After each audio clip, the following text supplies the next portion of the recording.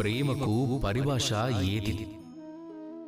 వేరువేరు రకాల వ్యక్తులు, విభిన్న రకాల ప్రేమికులు, విశ్లేషకులు ఈ ప్రేమకు రకరకాల పరిభాషలు చెప్తూ ఉంటారు.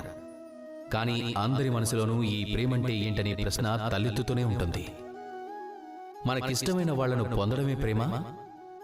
చేతుల్లోకి చెయ్యి రావటమే ప్రేమ?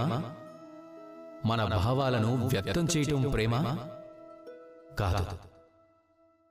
ప్రేమకు అర్థం ఒకరిని పొందడం కాదు, ఒకరికి అంకితం అవ్వడం.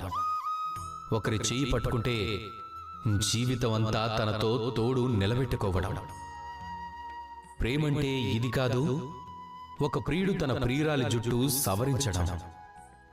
తల్లిదండ్రుల కోసం రాత్రింబవళ్లు కష్టపడటం, తన కుటుంబం కోసం రాత్రి పగలు కష్టపడటం కూడా ప్రేమే. తన మిత్రుల కోసం, బంధువుల కోసం అన్నింటినీ పణంగా పెట్టడం కూడా ప్రేమే. మన మాతృభూమి కోసం ధైర్యంగా నిలబడటం, అలాగే తన ప్రాణాలను సంతోషంగా త్యాగం చేయడం కూడా ప్రేమే అవుతుంది. అందుకే తెలివైన వాళ్ళు ఎవరున్నారో వాళ్ళెప్పుడూ ప్రేమ పరిభాషను పట్టించుకోరు.